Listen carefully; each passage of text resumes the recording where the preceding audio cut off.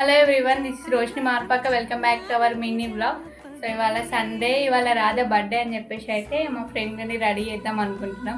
నేనే రెడీ చేద్దాం అనుకుంటున్నా. సక్సెస్ అవుతుందో ఎట్లనో చూద్దాం. మరి ఈమెనే మా ఫ్రెండ్ని రాధ లెక్క రెడీ చేస్తున్నాం. ఇంకో ఫ్రెండ్ కూడా రెడీ అవుతుంది. తనని కూడా చూపిస్తాను. నెక్స్ట్ ఎట్లుందో కామెంట్ చేయండి. ఇంకా మొత్తం రెడీ కాలేదు.